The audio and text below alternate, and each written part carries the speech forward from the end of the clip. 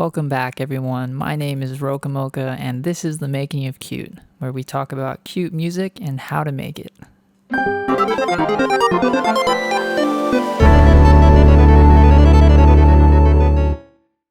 Last episode, we talked about why cute music is cute in a more philosophical sense, broke down major contributions to society's idea of cute, and found out that the two overarching factors determining whether or not something is cute are its simplicity and its intention or purpose. If we want to figure out how the makers of cute music are conveying cuteness musically, we'll have to get a little bit more specific. If you've ever been a child before, you actually probably know a few musical agents of cuteness already. A few obvious culprits might be high-pitched and delicate-sounding instruments like a recorder, a xylophone, plucked strings, or if you look at musical inflection rather than the instruments themselves, the kind of performance that makes a musical passage feel bouncy or wobbly, like notes of shorter duration, this is called staccato, or a timing feel based on the alternation of a long and short subdivision within a single pulse, commonly referred to as a swing feel by many musicians. These are the more obvious examples, but come on, you didn't come here for that. Those examples might work for explaining cuteness in the context of all music, but cuteness in the context of cute and kawaii music takes it so much farther. It's kind of like how you can say Pikachu is pretty cute, but Pichu is next level cute, and even further than that, and there are these guys. The deeper layer of cuteness that I want to talk about today is something that you'll be able to immediately recognize as a major cuteness agent in music when it's used, and if you happen to be someone who makes music via computer, something you can easily start incorporating into your toolkit without much thought.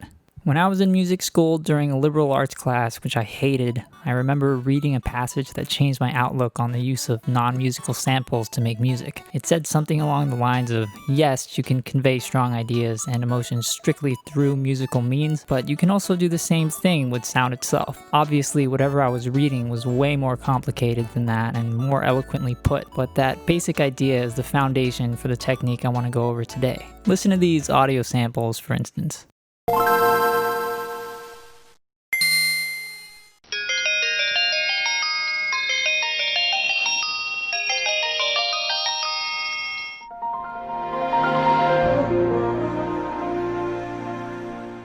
Can you hear me now? Good.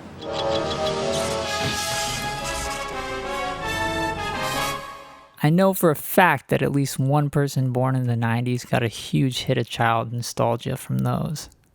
It might be me, but you get the point. I'm not a neuroscientist or anything, but I think it's probably safe to say that there's probably a correlation between one's childhood experiences and their perception of cuteness. If looking at a kid is enough to make you think, oh, how cute, then why wouldn't thinking about yourself as a kid be? With that out of the way, we can finally listen to some examples of the technique I want to show you. Have a listen to these excerpts from the artist Snail's house.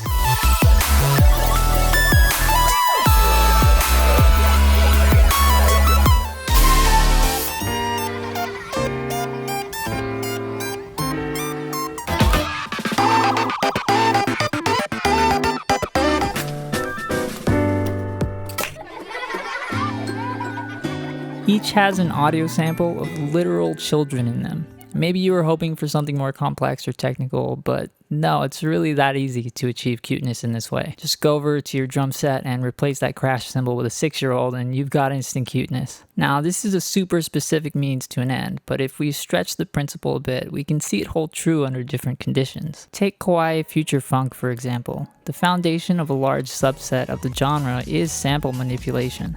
But what is it about its common production practices that pushes it into kawaii territory? Well, the influence of Japanese anime and, by extension, Japanese culture that we talked about in the last episode is a huge factor here. When combined with Conrad Lorenz's idea of baby schema, you can start to see how the manipulation of the samples used for kawaii future funk music makes it cuter. The majority of this kind of music is typically made using tools and techniques developed and popularized by DJs and turntablists in the 80s and 90s, following the massive effect on sampled music sparked by what is known as the amen break. You might have heard it before.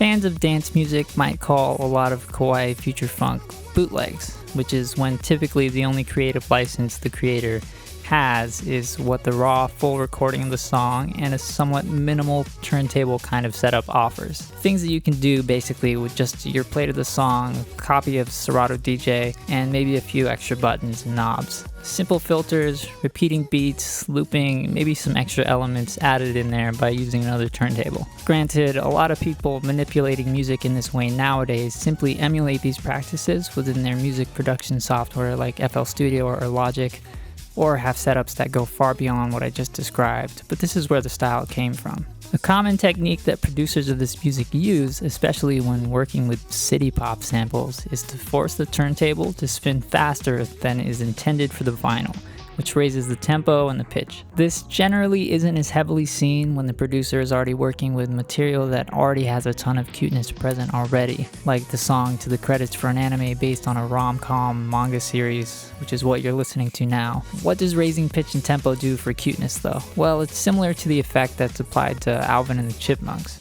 Raised pitch and more energetic, faster speech.